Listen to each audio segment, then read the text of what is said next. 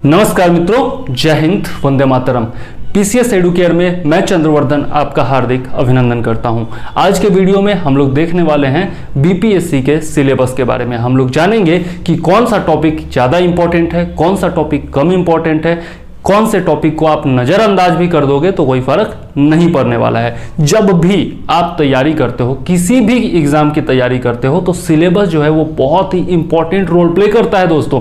जी हाँ, जब तक आपको पता नहीं होगा कि आपके एग्जाम में कहाँ से क्वेश्चन पूछा जाएगा, किस टॉपिक से क्वेश्चन पूछा जाएगा, किस दायरे में क्वेश्चन पूछा जाएगा, तब तक आप किसी भी एग्जाम की संपूर्ण तैयारी बिल्कुल ही नहीं कर सकते हो। तो सिलेबस हमेशा यहाँ पे होना चाहिए। इसके अलावा मार्केट में बहुत सारे नोट्स अवेलेबल हैं, बहुत सारी जानकारियां अवेलेबल है, बहुत सारे बुक्स अवेलेबल हैं।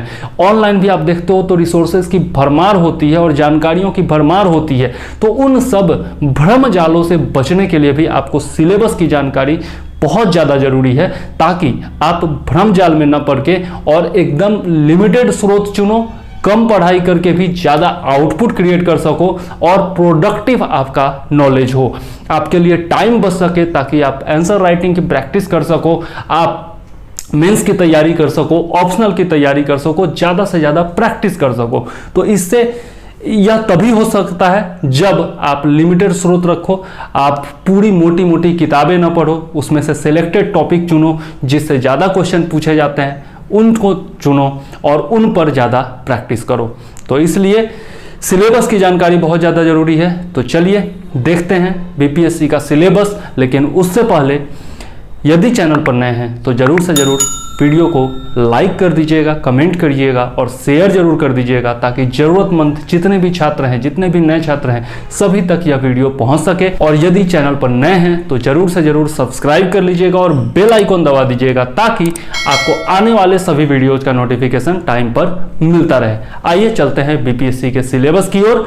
एक बार फिर मैं चंद्रवर्धन आपका स्वागत करता हूँ पीसीएस एडुकेयर में। गूगल में जाइए bpsc.bihar.nic.in यानी कि bpsc.bih.nic.in टाइप कीजिए। बीपीएससी का वेबसाइट खुल जाएगा, कुछ इस प्रकार से होगा। ठीक है, आप साइड में चलिए तो साइड में आप यहाँ पर देख सकते हैं, साइड में आपका ये सिलेबस है। ठीक है, सिलेबस पर जा कर के और आप क्लिक कर दीजिए। सिलेबस पर क्लिक करेंगे वैसे ही आपको 3 सिलेबस मिल जाएगा। ठीक है, यहाँ पर आप देख सकते हैं ये जुडिशियल एग्जामिनेशन का है, ये आपका ऑक्यूपेशनल सेफ्टी का है। ठीक है, आपको कौन सा चुनना है, ये नहीं चुनना है, ये नहीं चुनना है, आपको ये अपडेटेड जो सिलेबस है ये वाला, इस पर क्लिक कर देना है। ठीक है, इस पर जैसे ही आप क्लिक करेंगे वैसे ही आपको जो है डाउनलोड करने का ऑप्शन आ जाएगा, डाउनलोड कर लीजिए।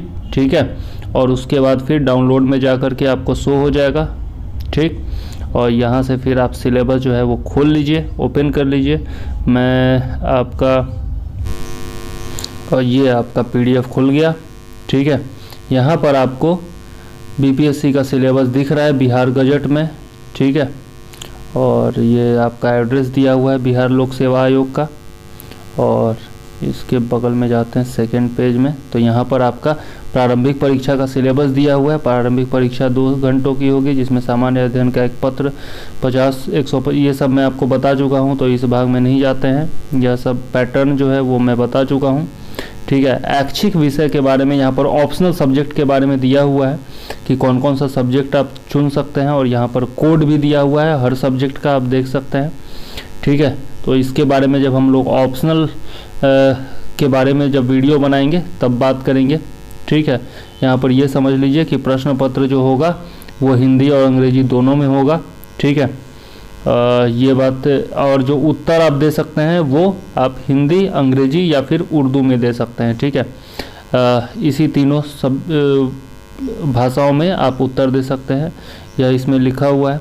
ठीक है, इसके आगे हम लोग चलते हैं तो आगे देखते हैं। यहाँ पर आपका इंटरव्यू का दिया हुआ है कि 120 अंक का होता है।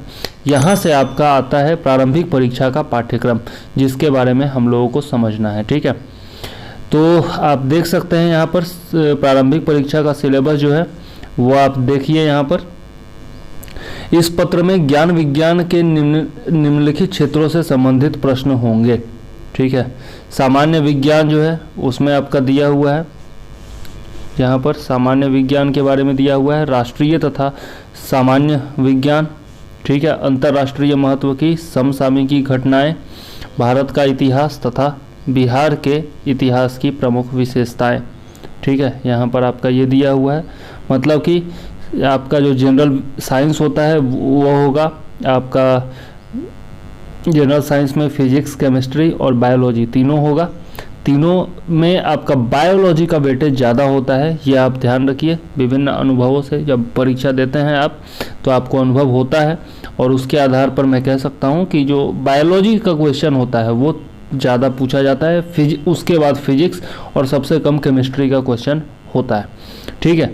इसके बाद हम लोग देखते हैं सामान्य भूगोल में, तो बिहार के प्रमुख भौगोलिक प्रभाग के बारे में, ठीक है। यहाँ पर बिहार का प्रमुख भौगोलिक प्रभाग है तथा यहाँ की महत्वपूर्ण नदियाँ, भारत की राज्य व्यवस्था और आर्थिक व्यवस्था, ठीक है। तो राज्य व्यवस्था और आर्थिक व्यवस्था जो है वो भारत की है। आज़ादी के पश्चात बिहार की अर्थव्यवस्था में प्रमुख परिवर्तन, भारत का राष्ट्रीय आंदोलन तथा इसमें बिहार का योगदान, ये बहुत ही महत्वपूर्ण टॉपिक है और इससे ज़्यादा क्वेश्चन पूछे जाते हैं, ठीक है। इसके अलावा मैंने जब पहला वीडियो पाठ्यक्रम वाला बनाया था तो वहाँ पर भी बता दिया था कि किस किस से ज़्यादा क्वेश्चन पूछा जाता है। वैसे ये जो आपका पीटी का सिलेबस है ये बहुत ज़्यादा ब्रॉड है, ठीक है। तो इसमें ये बताना मुश्किल है कि कहाँ से क्वेश्चन पूछा जाएगा कहाँ से नहीं, लेकिन थोड़ा बहुत चर्चा मैंने पिछले वीडियोज़ में की थी, पिछले वीडियो में मैंने कर दी थी, ठीक है। तो यहाँ पर ये याद रखिएगा कि इतिहास में आपका जो है मॉडर्न हिस्ट्री से ज़्यादा क्वेश्चन पूछा जाएगा, उसमें भी बिहार का राष्ट्रीय आंदोलन में जो योगदान है उससे ज़्यादा क्वेश्चन पूछे जाते हैं। उसके बाद आपका मध्यकालीन और प्राचीन भारतीय इतिहास से क्वेश्चन पूछा जाएगा, लेकिन कम क्वेश्चन होगा। भूगोल में यदि देखें तो यहाँ पर तो लिखा हुआ नहीं है विश्व भूगोल, लेकिन फिर भी विश्व भूगोल का क्वेश्चन भी होता है, यह आप ज़रूर से ज़रूर याद रखिएगा। विश्व भूगोल को छांटना नहीं है, उसको निश्चित रूप से पढ़ना है, ठीक है। तो और उसके बाद है आपका सामान्य मानसिक योग्यता को जांचने वाला प्रश्न जो है आपका इसमें लिखा हुआ है, सामान्य विज्ञान के अंतर्गत दैनिक अनुभव तथा प्रेक्षण से संबंधित विषयों सहित विज्ञान की सामान्य जानकारी तथा परिबोध पर ऐसे प्रश्न पूछे जाएंगे जिनकी किसी भी सुशिक्षित व्यक्ति से अपेक्षा की जा सकती थी जिसने वैज्ञानिक विषयों के विशेष अध्ययन नहीं किया है, मतलब विशेष अध्ययन नहीं किया है फिर भी उसको जानकारी होना चाहिए। इतिहास के अंतर्गत विषय के सामाजिक, आर्थिक और राजनीतिक परिप्रेक्ष्य में विषय की सामान्य जानकारी पर विशेष ध्यान दिया जाएगा। परीक्षार्थियों से आशा की जाती है कि वो बिहार के इतिहास की प्रमुख घटनाओं से परिचित होंगे। भूगोल विषय में भारत तथा बिहार के भूगोल पर विशेष ध्यान दिया जाएगा। भारत तथा बिहार के भूगोल के अंतर्गत देश की सामाजिक तथा आर्थिक भूगोल से संबंधित प्रश्न होंगे। इसमें भारतीय कृषि तथा प्राकृतिक संसाधनों की प्रमुख विशेषताएं सम्मिलित होंगी। भारत की राज्य व्यवस्था और आर्थिक व्यवस्था के अंतर्गत देश के राजनीतिक प्रणाली, पंचायती राज, सामुदायिक विकास तथा भारतीय योजना संबंधी जानकारी का परीक्षण किया जाएगा, ठीक है। तो यह सब आप देख सकते हैं। इसका सिलेबस बहुत ज़्यादा ब्रॉड है, इसलिए कुछ खास पीटी में तो नहीं कहा जा सकता है। आगे हम लोग चलते हैं, मेंस का सिलेबस देखते हैं।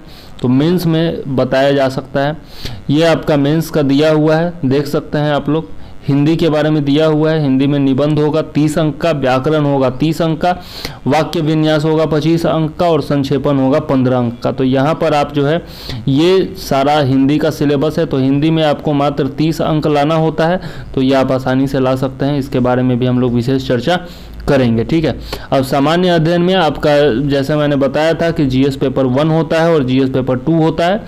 जीएस पेपर 1 में आप देख सकते हैं भारत और आधुनिक इतिहास और भारतीय संस्कृति हो गया। देखिए यहाँ पर ध्यान रखिएगा कि भारत का आधुनिक इतिहास और भारतीय संस्कृति ही है, ठीक है। प्राचीन भारतीय इतिहास और मध्यकालीन इतिहास के बारे में नहीं दिया हुआ है, तो प्राचीन भारतीय इतिहास और मध्यकालीन भारतीय इतिहास से केवल जो है आपका संस्कृति से क्वेश्चन होगा, कला एवं संस्कृति से, यह याद रखिएगा। राष्ट्रीय तथा अंतर्राष्ट्रीय महत्व का जो वर्तमान घटना चक्र है यानी कि करंट अफेयर्स जो है वो नेशनल और इंटरनेशनल दोनों से पूछा जाएगा, और उसके बाद आपका स्टैटिस्टिक्स है, ठीक है। इसके बाद आते हैं सामान्य अध्ययन पेपर 2 में। तो जैसा मैंने बताया था कि भारतीय राज्य व्यवस्था है, भारतीय अर्थव्यवस्था और भारत का भूगोल है, और भारत के विकास में विज्ञान एवं प्रौद्योगिकी की भूमिका और प्रभाव, तो यह जो है बहुत ही ज़्यादा इंपॉर्टेंट है, ठीक है। अब आगे देखते हैं पत्र 1 में आधुनिक भारत के इतिहास और भारतीय संस्कृति के अंतर्गत लगभग 19वीं शताब्दी, यहाँ पर ये ध्यान देना जरूरी है कि लगभग 19वीं शताब्दी के मध्य भाग से लेकर देश के इतिहास की रूपरेखा के साथ साथ गांधी, रविंद्र राजेंद्र और नेहरू के से संबंधित प्रश्न भी सम्मिलित होंगे। यह बहुत ही ज़्यादा इंपॉर्टेंट है, ठीक है, कि गांधी के बारे में आपको पढ़ना है, रविंद्रनाथ टैगोर के बारे में पढ़ना है और नेहरू के बारे में पढ़ना है। उनके विभिन्न सामाजिक विचार, राजनीतिक विचार, विभिन्न आर्थिक विचार, यह सब जो है आपका पढ़ना बहुत ज़्यादा, धार्मिक विचार, यह सब बहुत ज़्यादा जरूरी है पढ़ना, ठीक है। उसके बाद यहाँ पर आप देख सकते हैं कि इसमें लिखा हुआ स्पष्ट रूप से कि लगभग 19वीं शताब्दी के मध्य भाग से लेकर देश के इतिहास की रूपरेखा, मतलब 19वीं शताब्दी का मध्य भाग क्या हो गया, 1857 का युद्ध, ठीक है। तो 1857 की क्रांति हो गई, और या फिर आप ले सकते हैं कि उस दौरान जो जनजातीय विद्रोह हुए थे, ठीक है, जनजातीय नागरिक विद्रोह जिसके बारे में अभी मैं पढ़ा रहा हूँ, तो वहाँ से भी क्वेश्चन पूछे जाएंगे, ठीक है। तो ये याद रखिएगा। इसके अलावा हम देखते हैं तो बिहार के आधुनिक इतिहास के संदर्भ में प्रश्न इस क्षेत्र में पाश्चात्य शिक्षा, प्रौद्योगिकी शिक्षा समेत के आरंभ और विकास से क्वेश्चन पूछे जाएंगे। तो बिहार में पश्चिमी शिक्षा का विकास जो हुआ था उससे संबंध में पीछे भी क्वेश्चन पूछा जा चुका है, मतलब प्रीवियस ईयर क्वेश्चन आप देखेंगे तो उसमें भी क्वेश्चन मिल जाएगा। इसमें भारतीय स्वतंत्रता संग्राम में बिहार की भूमिका से संबंधित प्रश्न रहेंगे। ये प्रश्न मुख्यतः संथाल विद्रोह, देखो यहाँ पर दे दिया है, संथाल विद्रोह बिहार में 1857 की क्रांति, बिरसा का आंदोलन, चंपारण सत्याग्रह तथा 1942 का भारत छोड़ो आंदोलन से पूछे जाएंगे। तो इन सब में बिहार की जो भूमिका रही है उससे क्वेश्चन पूछे जाएंगे। परीक्षार्थियों से आशा की जाती है कि वो मौर्य काल तथा पाल काल की कला और पटना कलम चित्रकला की मुख्य विशेषताओं से परिचित होंगे।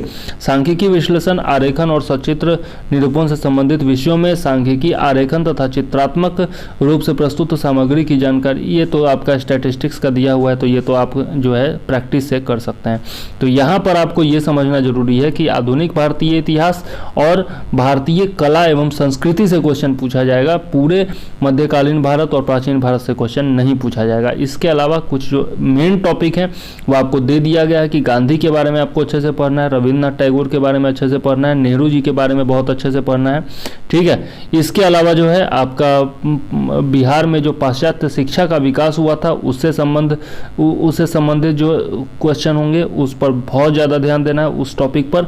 इसके अलावा भारतीय स्वतंत्रता संग्राम में बिहार की भूमिका, और उसमें भी जो है संथाल विद्रोह, बिहार का 1857 की क्रांति में योगदान, जैसे वीर कुंवर सिंह के बारे में पढ़ना बहुत ज़्यादा जरूरी है। बिरसा का आंदोलन हो गया, बहावी आंदोलन हो गया, चंपारण सत्याग्रह हो गया, 1942 का भारत छोड़ो आंदोलन हो गया, यह सबसे ज़्यादा क्वेश्चन पूछा जाएगा। इसके अलावा यहाँ पर स्पेसिफिक रूप से दे दिया है कि मौर्य काल की कला, ठीक है, यहाँ पर आपका स्पेसिफिक रूप से दिया हुआ है कि मौर्य काल की कला, देखिए यहाँ पर मौर्य काल तथा पाल काल और की कला और पटना कलम चित्रकला की प्रमुख विशेषताओं से परिचित होना अनिवार्य है, ठीक है।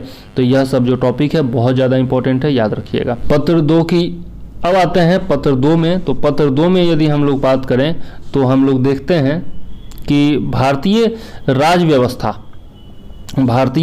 व्यवस्था से संबंधित खंड में भारत की तथा बिहार की राजनीतिक व्यवस्था से संबंधित प्रश्न होंगे।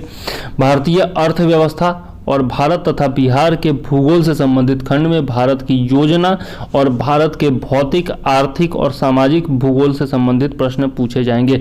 भूगोल से वैसे क्वेश्चन कम रहता है, और जो आपका ये भी है इकोनॉमिक्स भी जो है, जो अर्थव्यवस्था है, उसमें भी आपका बेसिक्स से क्वेश्चन कम रहता है। बेसिक्स के लिए आपको मैं स्रोत बताऊंगा, उस स्रोत से आप बेसिक्स हल्का फुल्का पढ़ लीजिएगा। उसके अलावा अधिकतर जो ध्यान देना है वो करंट अफेयर्स पर ही देना है अर्थव्यवस्था में। खास करके बिहार का जो आपका आर्थिक सर्वेक्षण है और बजट है उससे क्वेश्चन जरूर पूछे जाते हैं। बिहार की जो योजनाएं हैं, भारत सरकार की जो योजना है, उससे क्वेश्चन ज़्यादा पूछे जाते हैं। भारत के विकास में विज्ञान एवं प्रौद्योगिकी के महत्व एवं प्रभाव से संबंधित तीसरे खंड में ऐसे प्रश्न पूछे जाएंगे जो भारत तथा बिहार में विज्ञान और प्रौद्योगिकी के महत्व के बारे में उम्मीदवार की जानकारी की परीक्षा करें। इसमें प्रायोगिक पक्ष पर बल दिया जाएगा।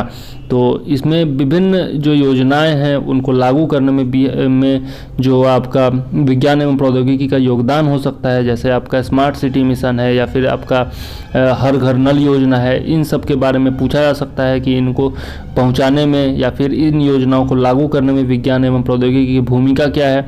इसके अलावा आपका और भी बहुत कुछ पूछा जा सकता है, ठीक है। और भी चीज़ें पूछी जा सकती हैं, जैसे कि आपका इसरो के बारे में क्वेश्चन पूछा जाता है, बराबर पूछा जाता है। इसरो का वर्तमान, इसरो का जो पहले जितनी भी इसरो की परियोजनाएं हुई हैं या फिर वर्तमान में जो परियोजनाएं चल रही हैं या फिर भविष्य का जो इसरो का प्लान वगैरह है उससे क्वेश्चन बराबर पूछा जाता है। DRDO के प्लान के बारे में क्वेश्चन पूछा जाता है। ठीक है, विज्ञान और प्रौद्योगिकी के संबंध में भारत ने जो तरक्की की है या फिर बिहार ने जो तरक्की की है उन सब से क्वेश्चन बराबर पूछा जाता है, जो कि आप जब प्रीवियस ईयर क्वेश्चन देखेंगे तो आसानी से समझ पाएंगे।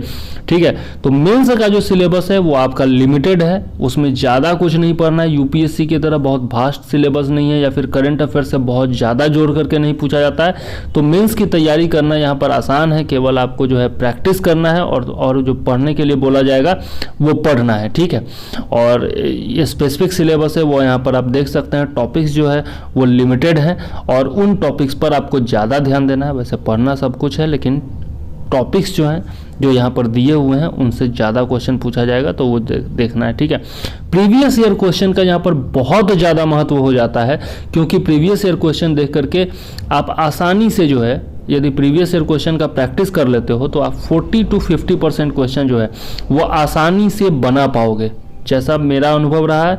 और यदि आप द हिंदू का जो आपका एडिटोरियल पार्ट है वो यदि आप अच्छे से पढ़ते हो, लगातार उसके संपर्क में हो, या फिर दृष्टि का मैगजीन हो, विज़न का मैगजीन हो, इन सब से लगातार पढ़ते रहते हो, जो संपादकीय वगैरह है वो सब लगातार पढ़ते रहते हो, दृष्टि के वेबसाइट से यदि लगातार जुड़े हुए रहते हो, ठीक है, तो आप जो है आसानी से मेंस का जो करंट अफेयर्स का सेक्शन है या फिर करंट अफेयर से रिलेट करके जो पूछा जाता है विज्ञान एवं प्रौद्योगिकी का क्वेश्चन या फिर आपका अर्थव्यवस्था का क्वेश्चन, वो भी आसानी से बना पाओगे।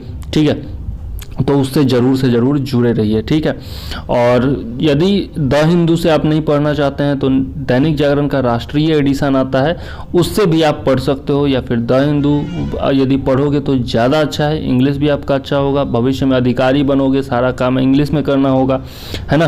तो अभी से यदि इंग्लिश की प्रैक्टिस कर लेते हो तो ज़्यादा अच्छा रहेगा। ठीक है, तो चलिए इस वीडियो को यहीं पर समाप्त करते हैं। मैंने आपको बताया सिलेबस, और उम्मीद है कि आपको वीडियो पसंद आएगा, और यदि वीडियो पसंद आता है तो ज़रूर से ज़रूर लाइक कीजिए, शेयर कीजिए और सब्सक्राइब कीजिए। ठीक है, और यदि चैनल पर नए हैं तो ज़रूर से ज़रूर सब्सक्राइब कर लीजिए और बेल आइकन दबा दीजिए, ताकि आपको आगे आने वाले वीडियोज़ का नोटिफिकेशन टाइम पर मिलता रहे। और कमेंट भी ज़रूर करते रहिए, ताकि आपकी समस्याओं से हम अवगत होते रहें और हमें भी पता चलता रहे कि वीडियो हम कैसा बना रहे हैं। ठीक है, तो यह सब बातें हैं। चलिए अब मुझे दीजिए विदा। जय Hind, Vande Mataram. Tell me pretty lies, look me in the face, tell me that you love me, even if it's fake.